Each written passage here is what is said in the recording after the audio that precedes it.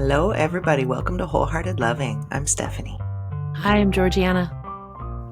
Today we are going to be talking about teamwork, sort of. Volleyball. Volleyball, yeah. And I'm going to say good supportive attitudes and how to foster that. But before we do, we are going to do a body-based self-connection practice to connect with ourselves before we connect with each other and this podcast.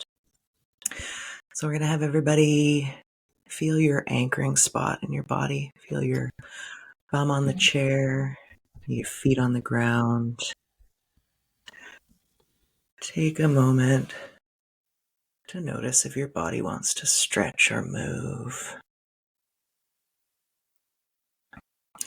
You can do this with your eyes open or closed, whatever feels comfortable for you. I just want you to focus on your jaw, right where your jaw meets your ears.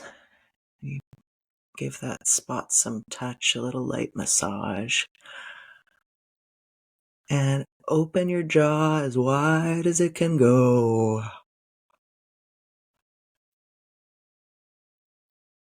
And while you're doing that, I'm going to invite you to pull down on your earlobes.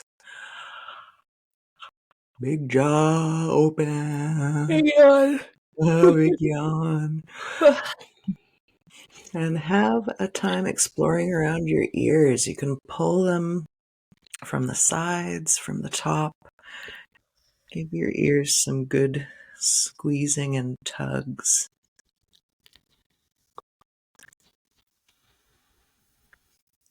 You can pair that with some big jaw opening.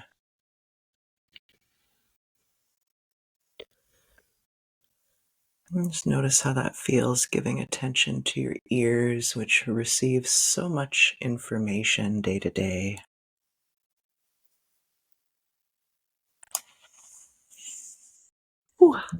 Just take a moment to listen.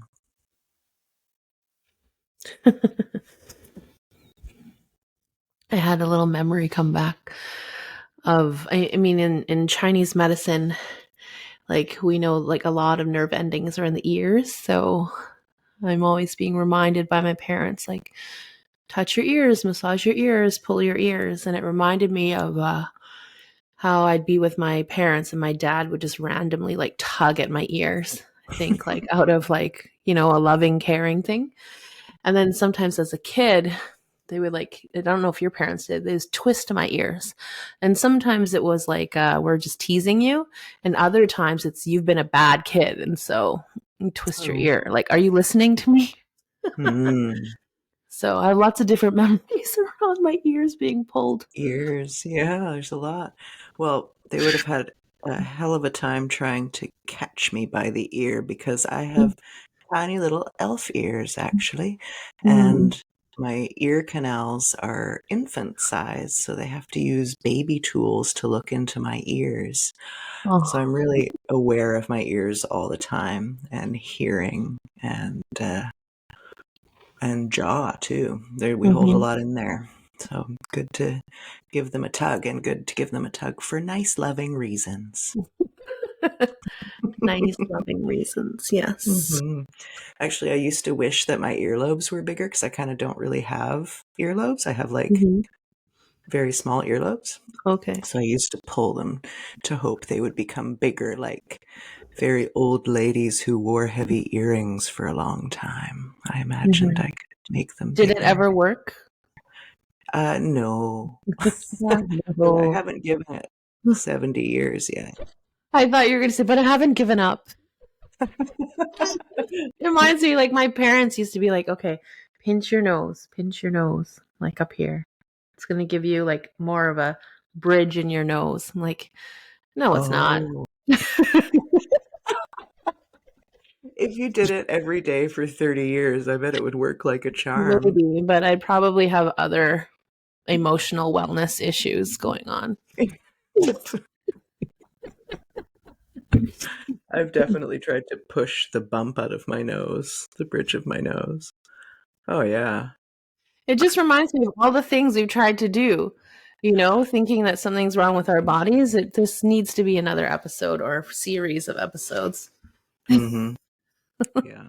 The ridiculous things we've done. Good times. Okay, tell us about your kiddos' volleyball team. They sound Okay. delightful. They're delightful. So we've just wrapped up middle school volleyball. And last year, this group of kids were the grade 7 district champions. And last year, I was already in awe of them, but more so because this is a group of boys who are pretty skilled at sports. They're pretty coordinated, but really none of them had played volleyball. So it was new. It was something new for all of them. They all had to learn something new together. And when you get a bunch of kids who are generally good at stuff and confident at stuff, it was really neat to notice how would they deal with this environment where they're actually not very good. They don't know what they're doing and they have to start at the basics. So that was really sweet to watch their progression throughout the year and watch them become more skilled. Anyways, they become district champions. And this year they're all in grade 8. And the wonderings was, would we become district champions again as grade 8s? And as a mom, I was curious, how is it going to go this year? Do they have these high expectations of themselves? Will they put a lot of pressure on themselves? Will they assume, hey, we were so good last year, we're just going to be so good this year, and underestimate other people, other teams? Just curious to watch how it would unfold. And hold on a sec. And so recently they just had their district championships. They just recently had their district championships. And I feel like I got to drag out the story before I tell you they won. They won. They won. They became district champions again. And it was amazing. And it was nail biting. And it was a really fun thing to watch it happen. But there were a few things that really struck me. And I thought, wow, these kids, they're 12 and 13. Like they could really teach us all something about life. So I thought it might be nice to share what I witnessed on the podcast, which was, if you've ever played volleyball or watched volleyball, it's a sport where I think it's very obvious if you screw up. If you mess up, like there's only 6 people on the court. The ball's coming straight at you. It's very easy to see whether you got the ball over the net or you set it or whatever you do for the rest of the play to continue, or whether you smash the ball into the net or miss the ball completely or whatever it is. And thinking of playing volleyball as a kid, like those are the things that terrified me. I was like, I do not want all those eyes on me. Like if I make a mistake, which I'm terrified to make already, how awful would it be that everyone would know? The whole gym would know that I was the one that screwed up. And I remember as a kid really wanting to play volleyball, but really feeling scared and not wanting that spotlight on me. And that was one of the reasons why I didn't even try out for the team or didn't even try to play for the school. Anyways, what I noticed is that every kid would make mistakes, even the kids who you knew were very strong at serving. Sometimes they'd smash the ball into the net. The kids who were very strong at spiking, sometimes they'd spike the ball into the net. And, the list goes on. All these kids had a skill that they were very good at, and once in a while they'd really mess it up. And immediately when someone messed up, the other 5 kids on the team would come to that kid and say, no worries, it's okay, and reassure them. And I thought, wow, that's a really nice thing. And sometimes you could tell that the kid that, messed it up was like sort of hard on themselves and still a little bit in their heads about it or stressed about it. And then you'd have another kid that came out and said, don't worry, let's just refocus, right? Let's move on. We're going to stay focused. We're going to move on. And that's what they did every single time. And they would regroup and they would continue and focus on the next rally. And they did such a good job shifting focus from this point is over. We can't change it anymore. Let's refocus on what's next. And then something I saw that really I thought was really impressive was you would see kids saying, my bad. I guess that's how they say it these days. Like, that was my mistake. And they would really own it. They would be like, oh, that was on me. You know, I called for it and I didn't go for it, or I didn't call for it at all and I caused confusion, or I just hit it like way off to the side. And they would say, my bad. And what struck me about that was that these kids all felt safe enough and confident enough to say, that was me. That was my mistake. I don't want to blame anyone else. I just want to own it. But you could also tell they were owning it, but not letting it stay with them for the rest of the game or the next rally. They just owned it, and then that was it. And I thought, like, what have these kids done as a team, and including their coaches, but what they're the ones on the floor, right, playing. What have these kids done to create a culture within their team? There's 9 of them, where they each feel safe enough to say, oh, that was me. That was my bad. And that they all skilled enough to refocus to the next rally after that. And I thought that was really special. I thought you guys have obviously enough experience with each other in this season to know that it's okay when you mess up. What I noticed was when one kid said, oh, my bad, that was me, the other kids would say, that's okay, let's refocus. No one said, yeah, that was you, right? And they didn't make the person feel even crappier, which I remember was such a thing when I was growing up, where I could already see I did something that was not helpful. And whether it's peers or friends or parents that would just feel the need to add that extra comment to dig it in a little bit more. And I remember thinking before, like, can't you see I feel bad enough as it is? Like, do you really need to make me feel worse? And I'll admit, as a mom, like, I've had moments like that too with my kids where it wasn't my intention, but just the next thing that came out of my mouth wanted to be like a teaching thing, or came a little bit out of frustration or annoyance. And I remember my oldest saying to me one time, Mom, I feel bad already. Like, I don't need you to make me feel worse. And I was like, oh, yes, thank you for reminding me.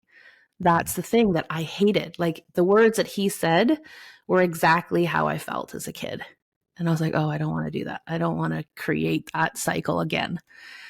But yeah, so it was really neat to see that. So all of these kids knew that it was okay to make a mistake, that they were all going to make mistakes, that just because they're good at something, there doesn't mean that every time they're going to get it right. And they knew that they could just move on and refocus. They knew that it was safe to say it was me, and they knew that no one's going to pile on extra guilt or shame or whatever on top of that. And I just thought that was really amazing. And I thought it's a culture that they created with each other. And I think with the support of their coaches, they have amazing coaches, and their coaches are also very positive and very encouraging. But on the court, it was them. It wasn't, it wasn't any adults interfering on this side. It was them doing it for each other. And it was really amazing to watch. And I just thought, this is a culture that they created. Like, doesn't happen overnight, just doesn't happen just because you like each other as people or your friends. But they built it interaction by interaction, moment by moment. They created that safety. Mistake by mistake, they created that safety. And I thought, what would happen if we each worked on creating that culture in our home, or that culture in our family, or in our group of friends, or in our intimate relationships, where it's okay to make a mistake. You don't get made to feel worse afterwards. Yeah. And I thought that was pretty neat. And I was talking to one of the guys on the team, one of my kids' friends, about volleyball. And I was saying to him, like, how it was so lovely to watch as a parent, how encouraging they were of each other. And he said, yeah, like, I really like that about our team. He said something like that. And he said, one of my friends joined the volleyball team, and he's played other sports before. And he was actually a bit nervous and afraid that if he made a mistake, people would be really hard on him. And he said how he was so surprised that everyone was so encouraging. And so these boys, they're noticing, right? They're noticing this is not how it usually feels. And also, this feels really nice. That's so good. Yeah. And another thing I noticed is these kids, they push their limits on their skills. Like they could have all easily served underhand, for example. They could have been safe and never tried to spike the ball. They tried to like do that next level of skill, right? They didn't Mm, just do the easy thing. And I think that's really because they knew that even if I try to do this thing that's like the next level of difficulty for me, the thing that I don't get right every time, my teammates are going to be encouraging, yeah, right? So you can see them challenging themselves to move up to the next level of skill because they weren't afraid that their whole team was going to, turn on them if they made a mistake. So just really yeah. nice to see. That's huge. That's the thing I really notice in my own life is when I feel inspired to do more. And it's never from a place of shame, you know? It's always from a supportive, trusting environment. That makes such a huge difference. I've definitely got friends who it feels like anything is possible when you're with them, and it's like so inspiring and motivating and energizing. Mm-hmm. And then, friends who aren't that way, and it's just such a different vibe. I want Mm-hmm. to be on your son's volleyball team. Yeah, right. And, Mhm. you can be with people who create that vibe where I feel safest to challenge myself around these people. And then there's going to be people where you feel maybe a bit neutral. And then people where you're actually afraid. You feel Yeah, afraid to like move out of your comfort zone yeah, because you're worried about repercussions. And yeah, that's a good thing to notice. Notice how that feels when you're around different people. yeah. Yeah, when you tell that story, there's two feelings that I remember distinctly and like viscerally in my body. The first is the feeling of a volleyball bashing against my inner arms. Mm-hmm. Mm-hmm. It's such a feeling. It's very vivid. I remember it. Yeah. Yep. And oh, actually, three feelings. The other one is when we were mentioning spikes and balls going into the net. I was like, there's so many different surfaces and angles on the hand, and like any angle could hit any time. And it's there's a element of chaos involved there, which I think is what you're describing them handling so beautifully and Yeah, collectively.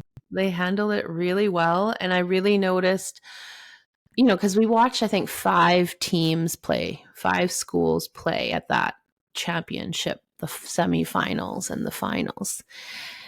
And although there were other teams that were skilled, and other teams that worked hard, I didn't quite get that same feeling. Like you didn't see that same encouragement on each team. Yeah, Right? They weren't necessarily nasty to each other, but you didn't see this was like really obvious to anyone watching that these yeah. kids have each other's backs. What a golden thing. That's so. So the other feeling that came up for me was that hot shame feeling, and then having that hot shame being compounded by someone else's shame or anxiety or reaction, and Hot like, shame compounded. Yeah, I think I yeah, know that feeling. I know that feeling. right? And how much Yep. is in there? Like, what arises in us that we feel we need to make some unhelpful comment in that moment? And the answer is so many, many things. It could be Mm-hmm. just like tired, exhausted, learned behavior, family legend sentences, maybe like active snark. Like, there's so many reasons why our first response might go unchecked and why it might be something unhelpful, like compounding shame for someone who's just owned a mistake. Mm-hmm. Right. So many. And like when I think about it, I think about when you raise kids and they're going to see and witness a way that things are done. So even if you're not shaming a child for making a mistake, like something I witnessed a lot was my parents at each other for making mistakes. And even if they were to have never said anything to me negative about when I made mistakes, which they did.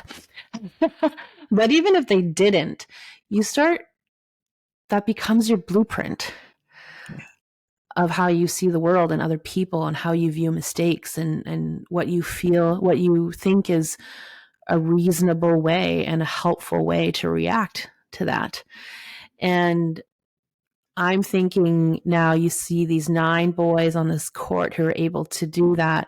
My imagination, even though I wasn't at the practices, were that's what their coaches instilled in practice. and it started to become a thing they just do. Right. So it might Mm, not have been a thing they naturally would have done with each other. Maybe they did bicker. Maybe they did, whatever they did, but something happened with that team where yeah. over the course of time, they learned it's not actually helpful, right? It's not actually helpful to be at each other Yeah. and on each other. So let's just ride it out and focus on the next thing. Hmm.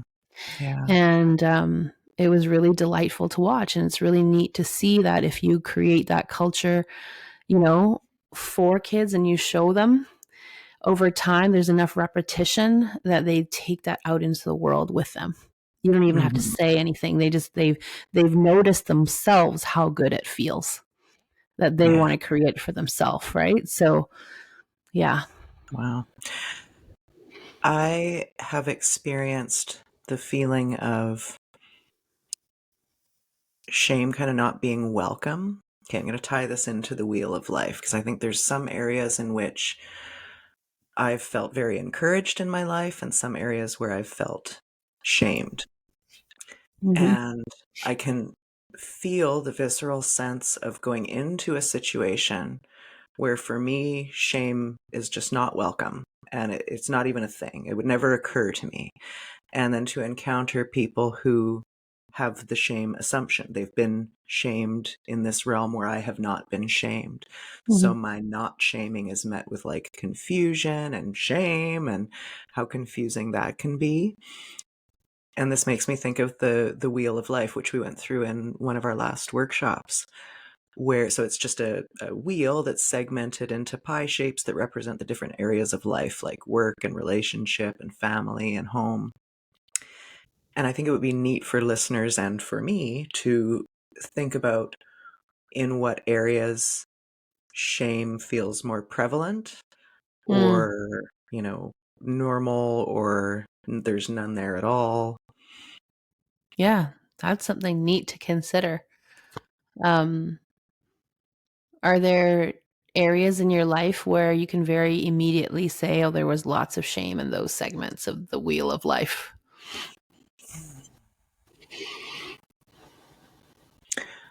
I think there's something with romantic relationship that it's easy for me to feel like afraid and ashamed and embarrassed in a very childlike way, like a Mm, childlike feeling inside. mm-hmm. Um, One area that I don't feel shame at all is around knowledge. So, like, one thing that I've really loved with my parents is when I had a question about anything, I could go to them and they would either know the answer or not, and they'd be like, let's go find out. So, when Mm-hmm. it comes to not knowing something, I feel very comfortable with that. I feel comfortable navigating it and like representing it for other people. If they don't know, I'm happy to swoop in and like defend them against the shame they appear to be bringing. Mm-hmm. Yeah, when you say that, I'm like, ooh, I felt lots of shame around that. Like Mm, that's something I had to unlearn even like up until like recent years of it's okay to not know. It's okay to mm, not know. Like that was such a big embarrassment. Like you wouldn't want anyone to know that you don't know something, you right. know? So, yeah. Okay, and then this is reminding me of when I first started doing real estate. Actually, we talked about this, I think, last time, or maybe it was the same workshop about how you think you need to appear, how you Oh think you yeah. need to show up. And so a certain style of business attire is what I felt was necessary at that time. So I went to this shop and I was trying on these slacks, I guess. Gosh, that sounds like an old person word, slacks, trousers, dress pants. And they were some kind of like sheerish material that they weren't the jeans I was accustomed to. And you could see my cellulite in my thighs through the material. And I was like, ugh, like I felt ashamed. I felt gross. I felt, various ways that I associated with Mhm. not having perfectly smooth thighs. And the woman who was helping get clothes for me, I was like, oh, no, you can see my cellulite in these pants. And she like gasped audibly and with complete genuineness said, do you not find that beautiful? And I was like, what? I don't. Do you? Is that an option? Can I do that? And then I went home to my boyfriend And I was like, what do you think of this cellulite? And he's like, literally, what are you talking about? I'm like, the cellulite right here. And he's like, I don't see what you're referring to. And my mind was just blown 100 times that day. So that makes me think of the shame that some people will feel about their bodies or certain parts of their bodies, and the absolute shamelessness that other people will feel, and how you can Mm-hmm. actually bridge that gap, whether you know you can or not. Mm-hmm. It's really powerful. I think it's important. Those moments, like that moment in that change room for you, and that moment you willing to bring it up with your partner made a big difference for you because it showed you what else is possible. Mm-hmm. Yeah. Totally. I think this is partly why we delight, I'm gonna assume we all delight, although that's probably not true, in streakers, people who streak across like football fields or university campuses. It's just like, yeah, shameless moment, you go. Yeah, I think people are going to have mixed feelings about that. Yeah, probably. But definitely, like, maybe not streakers, but like, I remember living in the Netherlands and like going topless on the beach is pretty normal, like, Yeah. very normal. And like every size of person, every shape, every size, it didn't matter. And I was like, what is this? Like, I did Mm, not understand, right? Because I remember being very young. And, one day I think we can do an episode on body and shame and how we learned that in childhood. But I remember from a very young age, I was already very body conscious. And this idea of like being topless on a beach sounded mortifying. And I remember a good friend of mine and we were out at the beach one day in the Netherlands, and we just said, should we just do it? Should we just try? I mean, like, this is the place. If we're going to try, like, this is the place where nobody cares. And it was so different than I feel like the messages we have learned about bodies growing up in North America. And so I think first maybe we took off our bras and still had our tops on, or I don't even know. Like, it was a gradual thing. I don't think it was just like, let's whip it off. And then finally it was like, this is ridiculous. Like, let's just take it off. Right? And we were just both giggling, and you could just tell there was like a freedom, this mm, feeling of, oh, we can do this. We can be like this. We don't have to feel shameful or hide anything. Nobody cares. How mhm. nice. How nice. Yeah. How nice. There's a lot of permission. So we started out by talking about the comfort and permission that's given through active support and not shaming. And then there's also this other comfort that comes from nobody caring. Nobody Mm-hmm. cares, nobody notices. We can just do what we're doing, no one will even notice. Mm-hmm. Yeah. And often we Mm. think that everybody cares. I Mhm. remember, was it Phil who told us? Or I mean, maybe I've learned this from different teachers. Everyone's so worried about themselves. Nobody's caring what you're doing. Yeah, I think I've learned totally. that in different iterations, but from different Mm. teachers. That's a pretty huge one. Yeah, we've definitely heard that from Phil during a particular process in conscious relationship training where people unburden themselves of secrets they've been holding. Mm-hmm. And inevitably, it's the warning that, okay, you're going to leave here, you're going to have a vulnerability hangover. You're going to think, oh my gosh, how did I say all those things to all those people? What are they going to think of me? And he's like, no one's going to remember what you said because they're so worried about what they said and that you're going to remember what they said. And it's Mm-hmm. just so true. We're all very It's self involved. very true. It's very freeing. It's a good reminder, Yeah. And right? so That normalizing. we're important and also not that important, Yeah. right? I remember learning that. That made a big difference in my life. Hmm. What a powerful thing to be holding shame about something and then to free yourself of it by being seen in it and to discover that everybody else feels the same way and they just want to support you in your shame because they don't want to feel it themselves either. Mm-hmm. This is what I realize is so powerful. You could live your whole life feeling shame. And if you don't do anything different, you probably will continue to feel shame. But it's the people who have the courage to create a different experience, to give themselves the opportunity to experience something different around that thing they feel shameful about, and share it and show people or tell people and realize people are accepting, or that people don't care, meaning like it doesn't bother people. Yeah. People are not judging you for it. And that moment when you're willing to be courageous and share, you get to experience something completely different than what you imagined would happen, or what Yeah. you have had happen repeatedly in your life. If you're willing to try and try with different people and notice the cues and the signs of safety, and try with people who you sense could be safe people or are safe people, you create a different loop for yourself of, oh, I shared this time and like no one judged me. In fact, they were all so kind to me and appreciative that I shared and could relate to me and feel more connected to me. Like, that's one thing that blew my mind. How can people feel more connected to me after I share the thing I feel most shameful about and have been trying to hide my entire life? That makes no sense. Or Yeah. that made no sense to the framework I was living in. Yeah. But we love it. We love authenticity and openness and willingness to share. Mm-hmm. Yeah. Okay, so here's an ugly truth. Okay. Sometimes shaming comes from a place of love, and it's impossible to receive that sort of love, but the love is what's intended. I hear you. Yes. It's so painful. And I think there's generational realities about that, there's cultural realities about that, and it can be so stifling. And I want to be able to recognize the love that's there, even though it's, viscerally unrecognizable to me.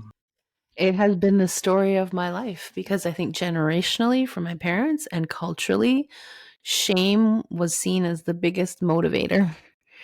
Yeah. And shame was a way of showing you care for your children and you want the best for them and you want them to do well in life. So you must shame them so they feel bad and then they go do the thing that you think would be good for them. And man, it's taken me a long time to not want to rage about that Yeah. and to be able to see that there's love there, and then also be able to say, like, I get that this is coming from what you believe to be a loving place, and it doesn't feel very loving and it doesn't feel very supportive, and what would feel more loving and more supportive is this. And to be able to verbalize what that is for me. Yeah. And how much Such a shame do process. you have to get over and get out of your body to be able to come to that place of Tons. what would feel good, right? Yeah, and then being able to Yeah. say it. I feel Yeah. like I had to work on all areas of self acceptance before I could even feel a glimmer of there's love in here.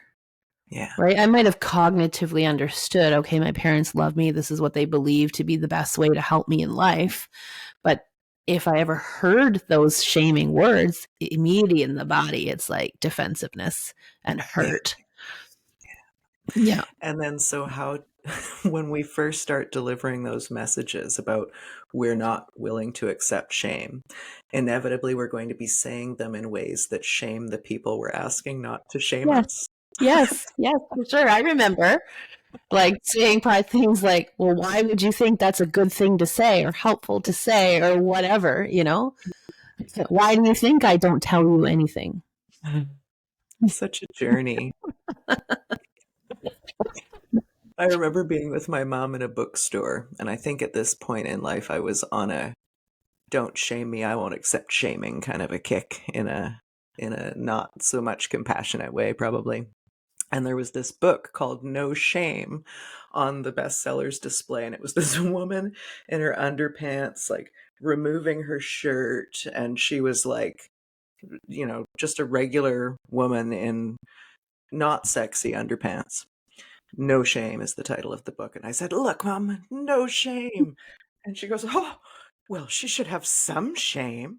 I was like, "How was that helpful?" or something like that. And she's like, "Well, a parent's job, the only job is to shame you." And I was, suitably appalled and haughty about that. And, we've grown a ton since then. I remember when you shared this story with me, I was like mortified, not surprised, like thought it was funny, like all at the same time. Yeah. And it made so much make sense. And also I felt compassion because Yeah. I'm like, imagine a mother believing, like, to the deepest part of her core, that a mother's job is to shame their child. Like, that is how you show love and care. And prepare them for the world, Yeah. right? Yeah. No wonder they're not going to understand when we pull away from them and Yeah. put walls up and push them away. Yeah. Yeah, we've got to And shame you into socially acceptable behaviors. We ourselves feel so narrow in our scope of what's socially acceptable that we've got to, like, it reminds me, actually, there's a video going around of this woman at a pig show. I don't know what the name of a pig wrangler, and so the pigs are meant to walk in a straight line, I think is the idea, or maybe in a circle, and the pig wrangler just sort of whacks at them from side to side with a stick to keep them on this straight and narrow path. And that's what I imagine, like the shame stick. It's like, don't do this, don't do that, don't look that way, don't do this. I feel like it's my childhood, but the stick Mm. is the bamboo duster. Ah, perfect. It's hard and soft at the same time. The soft end was never used on me, let me tell you that. Oh, Yeah. yeah. Yeah. And I can see now that that was a belief that my parents carried. And like they have apologized for it so many times in so many different ways of that's just what we thought we were supposed to do. Yeah. You know, we didn't know it was like hurting you that much. They had no idea that that's what was causing such a huge gap between us. In Right. my mind, it was very obvious. I mean, like, who wants to be treated like that? But Yeah. in their mind, they were doing their job. They were It was loving just us. normal. Totally. I mean, when my parents were in school, you still got the strap. I don't know if kids these days know about that, but teachers used to actually beat you with a leather strap. Like that was normal, for Yeah. behavior. Yeah. No, it's my understanding is that's very different these days. Even my kids, like years ago, I remember they asked, like, what is spanking? Oh, Because they didn't know what it was because we didn't spank them. Like I was very intentional about not spanking because that was used in my household. It caused so much damage. I didn't want to use that as a discipline tool, if you want to call it that. yeah. And they didn't know what that was. And I was very happy that they didn't know what that was. Oh, Right. And yeah. like I've worked with lots of families. It's not about shaming parents who thought that the thing you're meant to do is to spank your children because we've all been conditioned with these beliefs. Right. But I worked with families for, 2 decades. And every family that I asked who did use some form of spanking as punishment or discipline, I asked them if there was a different way to teach your kids what you really want to teach them that did not involve hurting them physically. Would you do it? Would you choose that way? And they all said yes. No one said, no, I would love doing this. When Yeah. I asked them, like, how does it feel when you do that? All of them described what an awful feeling it was, either before, during, or after, Right. right? That's not the route that parents typically want to take with their children. They either just believe that that's the route they should take and must take, or they don't have any other tools. Yeah. Totally. We have a piece of family lore, and I remember parts of this incident. I remember being over my dad's knee on the basement stairs. And okay, Mom, if you're listening, my mom does listen. First, I love you. And also, please don't correct this for me. This is the way I want to remember this, whether this is how it happened or not. You tried to spank me, and it just didn't work. And we all ended up laughing. It just didn't work.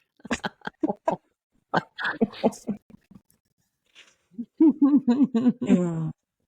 Yeah. There's so many ways, hey? Yeah. Hmm. Yeah. It, shifting out of shame is such a gift, not just to yourself and your own life, but to everyone in your life.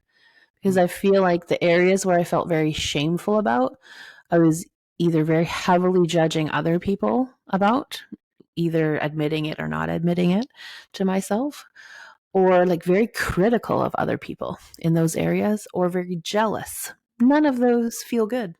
Yeah, totally. I'm really curious now about the neurology and the wiring behind this, because I can't think of particular instances, but I can feel the difference in my body when I think about this, that there are areas in life where I might not feel shame, but I could be inspired to feel shame. I could learn to be ashamed. And then there are areas of my life where I have felt shame and I've learned to feel less shame or to feel good about whatever the thing is. And then I feel like there are areas where it would be impossible to shame me. My shamelessness would be unshakable. It's just like part of my Mm-hmm. fundament. Um, yeah, I'm curious about the wiring behind that. Yeah, and the wiring at which age of development it got wired in, that's not something to feel shameful about, right? That'd be very interesting. It Yeah. reminds me of like when you talk about there's areas where I don't feel shame, but I could be convinced to feel shame about it. And what that reminds me of is being very intentional about the source of information that we put ourselves in. Like, I'm losing my words, but like, what kind of environment do you put yourself in? What kind of things and people do you listen to? Because if you listen enough to people who firmly believe that you should feel shame in various areas of your life, it's really hard to not let any of that sink in over Hmm. time. There might be, like you said, certain areas that you feel unshakable, but we all know probably a few areas where we're like, I don't feel as sturdy in that area yet. Yeah. Right? Yeah, and depending, I think, on the how full your cup is when you go into a connection situation, like I can also feel in my body the sense of discovering that am I supposed to be ashamed about that? Oh, do we not like that? Looking around to see how it's been received. And there's maybe it's the group of people or the time of life or the season or the stage of my menstrual cycle. Like there could be so many compounding factors. But there are situations in which it would feel like there was enough of a connection or a need to maintain that connection Mm. that shame might supersede me leaving. There's situations where it would just be like, oh, this is a shame festival. Like, see ya. I'm not living here. Um, and other times where it might feel more like, ooh, am I meant to be ashamed of this? My bad. Yes.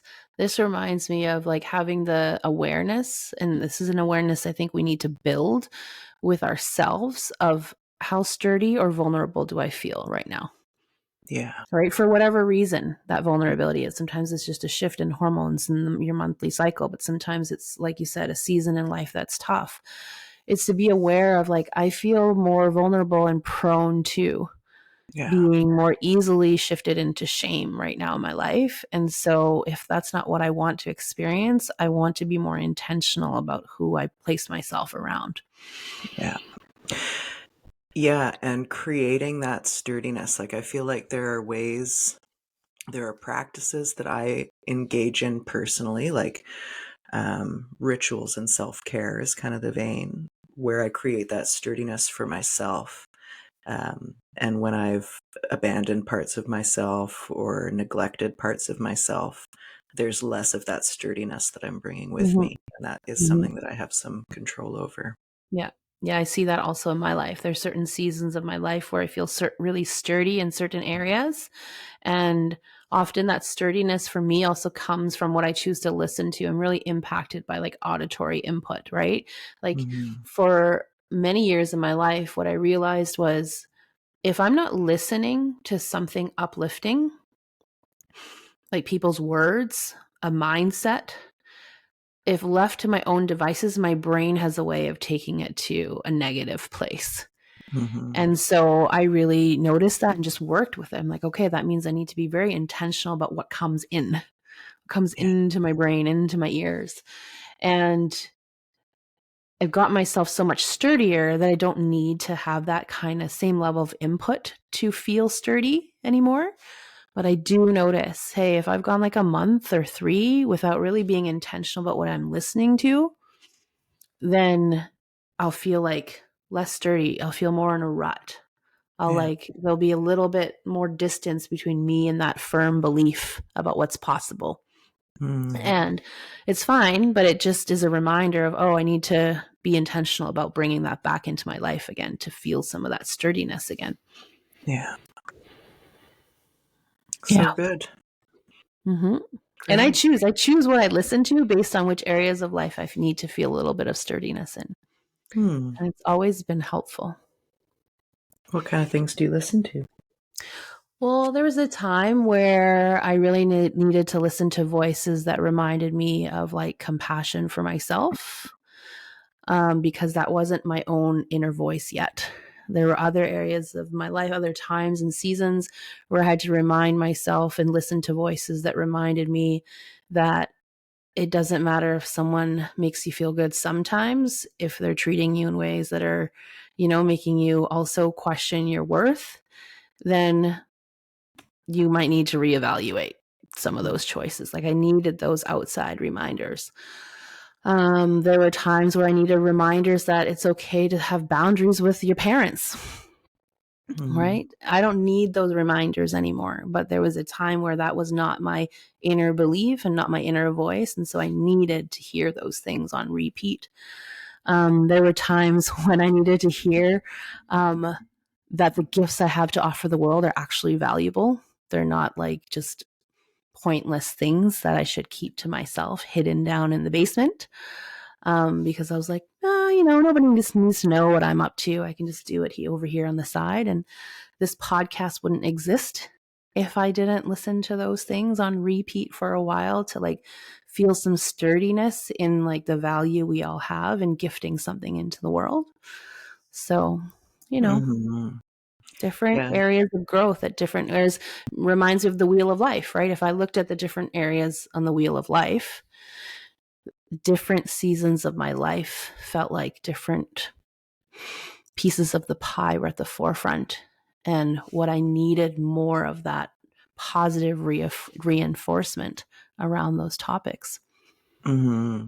Yeah, I think our music choices really illustrate what stage of life we're at and how our headspace is, you know? I remember when I got the Spotify Wrapped for like, I don't know if you listen to music on Spotify, but like Spotify does this summary at the end of the year for you about which song you listen to the most, which genre you listen to the most, how many minutes. And I remember one year when I got it, I was like, wow, I must have felt really sad this year. Oh, yeah. But yeah, it's just neat to notice what stays the same year after year, what changes. Yeah. What do you name your playlists? I'm noticing a pattern shift in the music that's in my algorithms and the names of my playlists. It's pretty funny. The music you send to people, I Yeah, mean, the music you've sent me this year is probably not the same music you would have sent me like 5 years ago. totally. Totally different. Yeah, totally.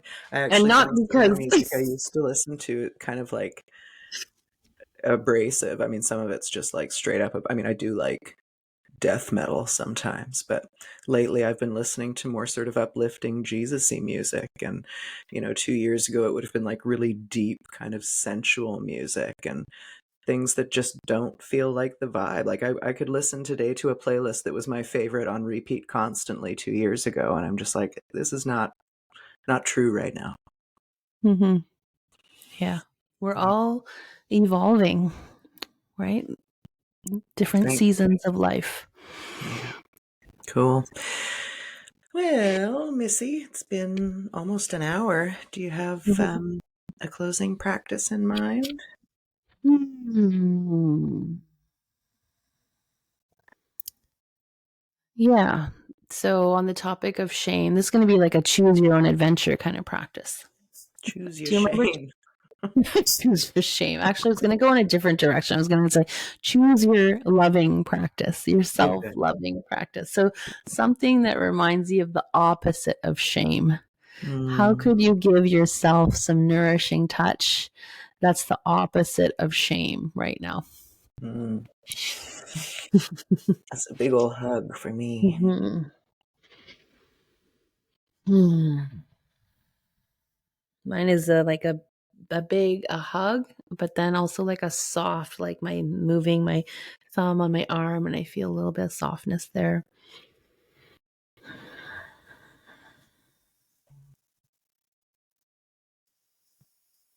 If there was somebody patting my back right now, right in the middle, that would be perfect. So let's just imagine someone patting your back.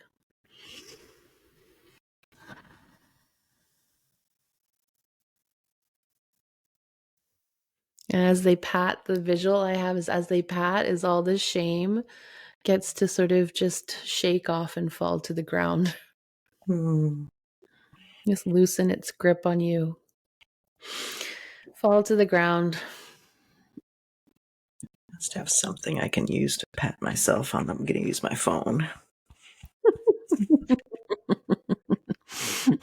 They this is actually sort of funny and sad at the same time, but I saw these reels. I remember. Are you gonna is it gonna be about the fish thing, the little Yes. padding fish? Yeah, so it was this contraption chair that a little you would put a baby in, and it mimics like being rocked, which you've seen baby swings before, but it was a higher tech baby swing. And I think it was a combination of created a rocking motion for the baby, but also there was this toy fish that flaps its tail, which mimics like being patted on the back. And this kid was like laying on this contraption that would sort of move him as if a parent was rocking him. And then they put this fish on his back and was patting him. And like the kid was out. Like it was very soothing. Um, and it reminds me, the part that touched me and I thought was sweet was it's such a reminder that this is what we need. We need the gentle rocking motion. We need the physical touch of the padding, the rhythmic element of it. And then it made me feel sad that we're at that place where people feel so tired and stretched that we can't hold our own babies. And I've been there before. It's like, so it's not shaming anybody about not having it in you to hold your baby anymore. But it just reminds me that we don't live in that village like environment anymore, where when you're tired, someone else can hold your baby for you. Right? Yeah. Oh, thanks, Gigi. Mm-hmm. Anything else you want to say about this before we sign off? Next time I see you, I'm going to pat your back. Ooh, thank you. Yay. That's not too long from now. I look forward to it. Okay. Okay, well, thanks everybody for being here, and we'll see you next week. Please do like, follow, and subscribe. And if anything we've said here today has been helpful for you, please share with somebody that you care about. Bye. Bye.